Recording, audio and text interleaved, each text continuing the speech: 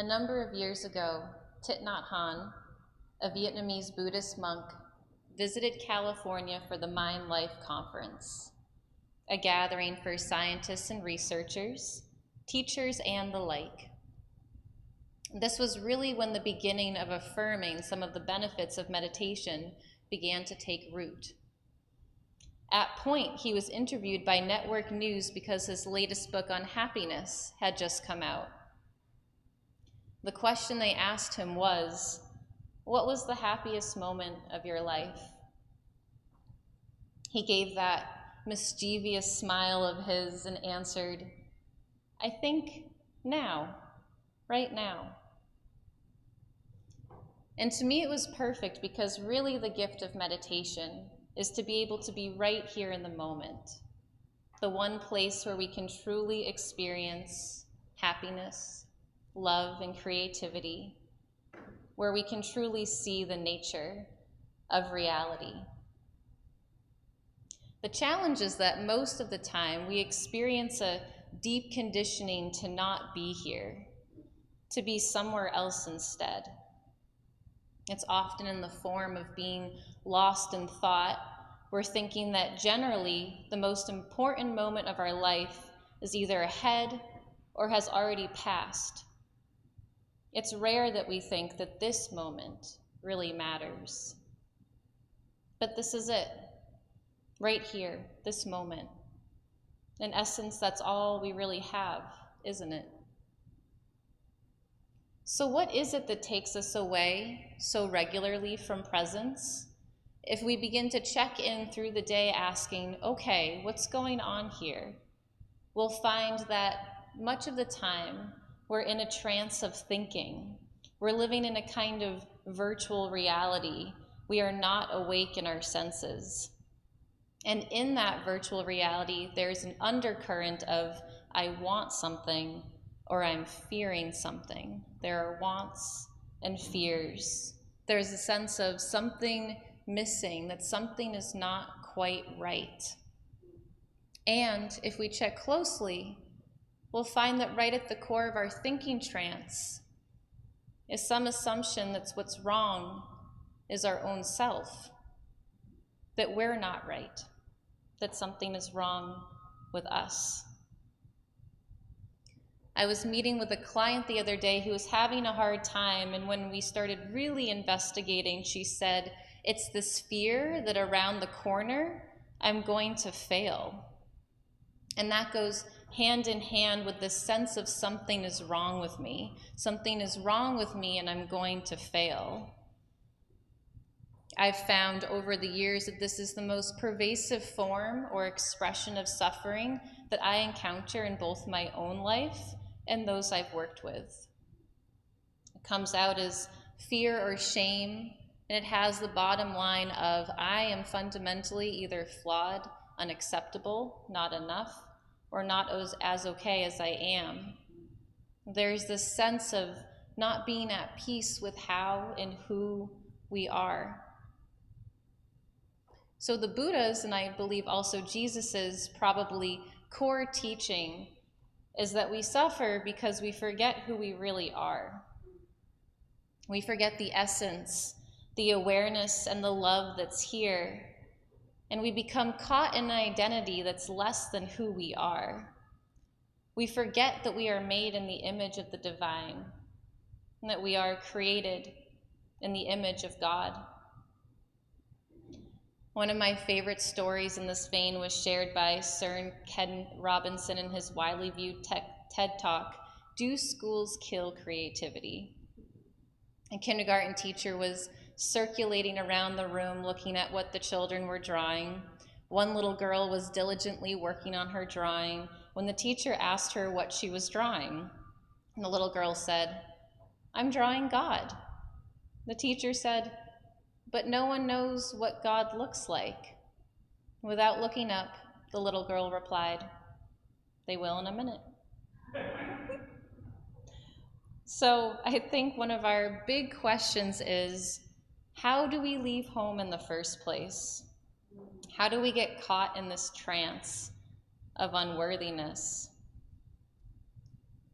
There's a hint from the now deceased poet, philosopher, and mystic, John O'Donohue, who said, "We are so busy managing our lives so as to cover over this great mystery that we are involved in." We are so busy managing and controlling things, trying to avoid failure, trying to be the person we think we should be, staying busy, that we cover over the mystery, the beauty, and the goodness of this life. And we don't always see who we are, and we don't always see others. Our basic management strategy is judgment. We try to manage things by judging others. It's a way to feel better about ourselves and to try to control things. And then, as we began this talk, we judge ourselves. It has positive intention. We're trying to get ourselves to be the person that we think will be good enough so that we'll be approved of and loved. But as we know, it doesn't work that way. Because the more we judge ourselves, the more we push ourselves, the more we try to get approval and strain and strive and numb, whatever the strategies are, the further from home we are. The more we cover over that mystery and goodness and heart. We identify as a spacesuit self, and we forget. We forget who we are. In Thailand, there's this huge statue of the Buddha. For centuries it survived. It was kind of a plaster clay statue, but people loved it for its staying power. And then one year, about 15 years ago, there was a long, dry period, and a crack appeared in the statue. And so the monks brought their flashlights to look inside the crack to try and figure out how they could maybe fix it. But what happened was, when they shined the light in, what shined out was a flash of gold. And every crack they looked into, they saw that same shining. So they dismantled the plaster clay, which turned out to be just a covering, and found it was the largest pure solid gold statue of the Buddha in all of Southeast Asia. And the monks believed that the statue had been covered with plaster clay to protect it through difficult years, much as I believe to be the same way that we put on that spacesuit to protect ourselves from injury and from hurt. But what's sad is that we forget the gold. We start believing we are the egoic, defensive, managing self. So really, the true essence of the spiritual path is remembering. It's reconnecting with the gold and with that essential mystery of awareness. That's our essence. So how do we wake up from this narrow trance of being a limited, deficient, unworthy self?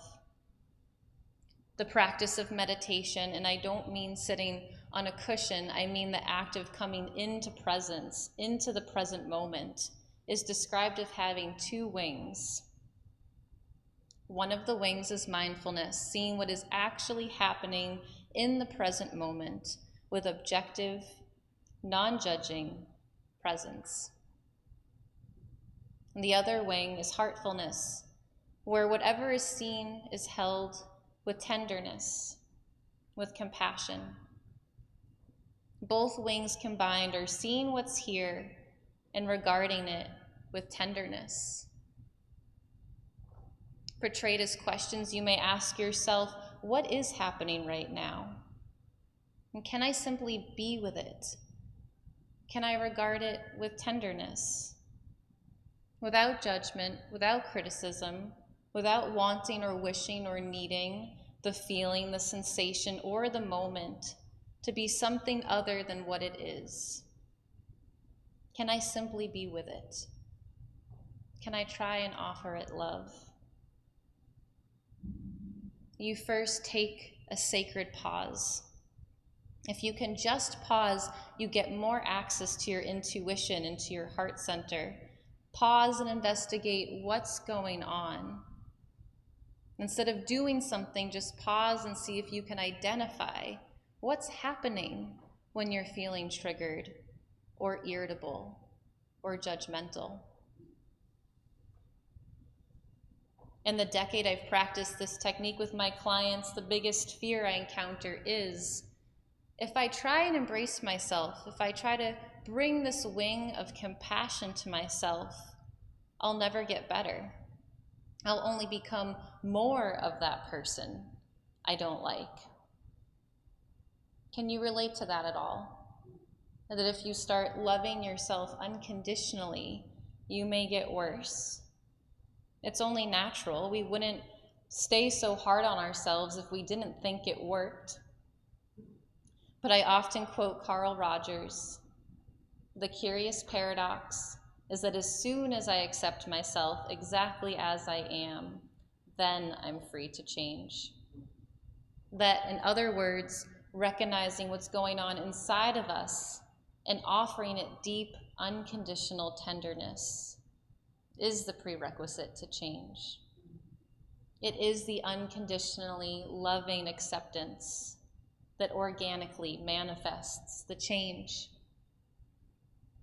And self-acceptance doesn't mean that we need things to be a certain way in order to accept ourselves, nor does it mean that we give up or take a passive approach to life. It doesn't mean that we stay stuck or abandon all goals. It means that we allow it all to be there, exactly as it organically is, greeting it with honesty, curiosity, and loving kindness. We greet ourselves with radical self-love, acceptance, and compassion, allowing ourselves to be our perfectly imperfect selves just as we are in each passing present moment, just as we are, just as God made us. When we truly remember that we are created in the image of divinity, which includes everything, the good, the bad, the ugly, how can we do anything else besides offer ourselves self-love? Besides offer ourselves this radical self-acceptance? There are daily opportunities to practice coming back to the present moment and loving and accepting things as they are. This past November, I went on a 10-day silent retreat. The experience was as liberating as it was challenging. Day after day, hour after hour, moment after moment, I watched my breath, watched my attention drift away from my breath, and then tediously but gently brought the focus back to my breath. Upon returning home, I was sitting one morning in meditation. My dog came over and sat in my lap as he sometimes does during my morning sits. I was locked in, focused on my breath, feeling his fur under my fingertips as I gently pet him. And then I heard the sound that every dog owner knows, and boom, he puked all over me, instantly bringing me back to reality. My first reaction was laughter, and I remember thinking to myself, well, I guess I'm back from the retreat center. I guess I'm back in the real world. I compassionately reminded myself that it's not about meditating perfectly void of thinking or staying completely focused on my breath. Meditation is life. That's the point of it. It's messy, it's frustrating, it's difficult, and it takes consistent courage to simply just show up and be present.